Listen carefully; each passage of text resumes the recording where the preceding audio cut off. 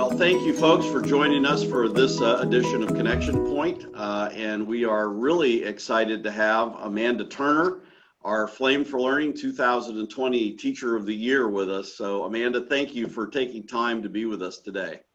It's good to see you. I can imagine you've got to be working in this virtual environment almost constantly now. Yeah, it is pretty constant. I don't really know what my hours are these days.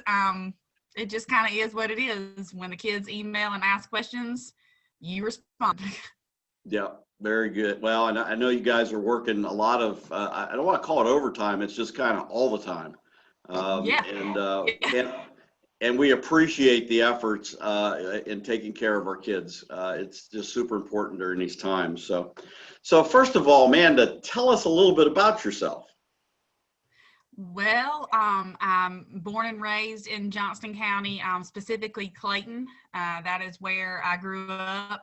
Went to schools in Clayton, graduated from Clayton High School, Comets, class of 2008. I went to NC State. That was my dream school, only school I applied to. So I kind of pull out all my eggs in one basket there. But, born and raised a Wolfpack fan also. So that was my school. So I got my undergraduate degree there, and I was really blessed with the opportunity to student teach at Clayton Middle School, and just fell in love with it.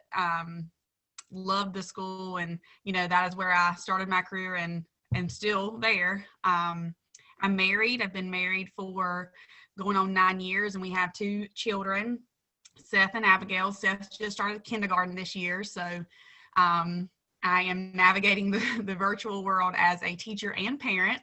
And so Abigail is 2. So we're navigating life with a 2-year-old at home too. Wow, that's a lot to juggle. Well, we sure appreciate you juggling that and keeping all the kids moving forward. So tell us what inspired you to become a teacher. Why did you choose that vocation? I think I've always been one of those that just teaching something just pulled me to teach. And I don't know, I guess that's probably a calling. I was one of those who lined my stuffed animals up, my baby dolls up, and they were my students from very little. That my parents have pictures of me with a chalkboard that they got me, like, practicing teaching. I made my little brother be my student from the time he could sit up. So he's been in school his whole life. So I've just always felt that pull to be there. And when I went to school as a student, I had teachers who kept igniting that fire. And then I had some not so great teachers where I was like, oh, I think I could do that better. I think that I could make kids like this a little more. And so still ignited that fire, just in a different way.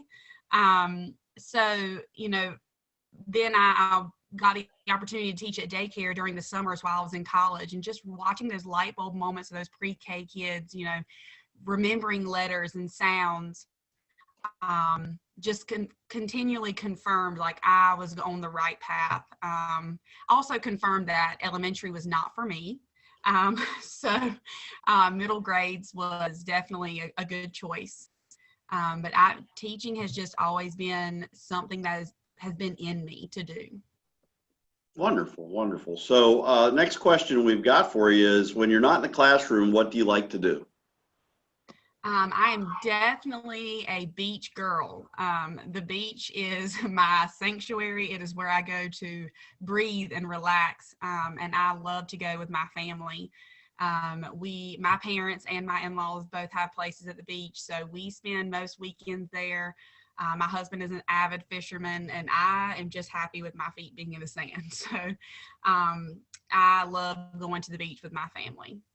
That's great. That's one of our, my wife and I are probably there almost every weekend during the summer. I'm a little disappointed as it's getting cool outside, and the boating beach season is about to come to an end, and I'm Yes, my husband is excited for fall fishing, but I'm missing those warm temperatures already for sure. So tell us, what has surprised you most about your students as you've moved into this virtual classroom environment? I will say their ability to adapt. I don't think people give kids enough chance or enough credibility with their resiliency. They are able to take something and run with it a whole lot better than adults think they can. And probably sometimes a whole lot better than adults can themselves.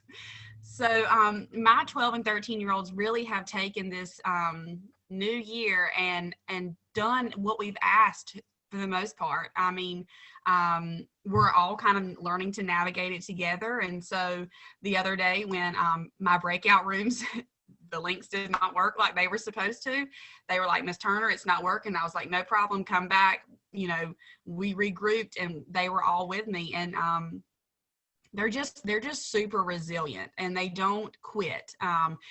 Doing map testing virtually, new thing last week, and that was really different to help them troubleshoot technical issues through a screen. And none of them gave up. They all just stayed there with me. "This is what I see on my screen. I'm clicking this," you know, super respectful, super helpful. They're just trying to make the best of it and are doing their best to help us make the best of it. So I've been super impressed with their resiliency. That's great to hear because we see all kinds of different things in the news, but I think overarching, there's a lot of really good things going on with the students. So wonderful to hear. Absolutely. A question from outside here, but this is kind of for the business community. How should we, the business community, advocate and support teachers in this new virtual platform? And help you build upon those great teaching practices that you already do?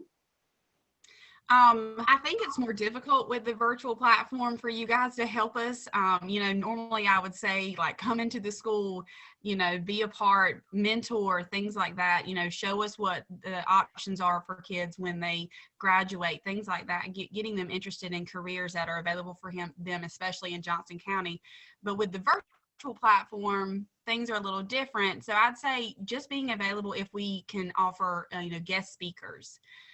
If we reach out to you guys and say, "Hey, we're trying to do this activity or this project, we want to showcase this aspect of the community. Do you guys have any resources or connections that you can help us make to make this a little more real for our students?" I think any chance that you can make learning real for our kids would be the best help that we could get right now. And that's great to hear. One of the projects that a number of us are working on here in the county is JoCo Works, which was a hands-on event at JCC. Well, we're actually moving it into a virtual world this year.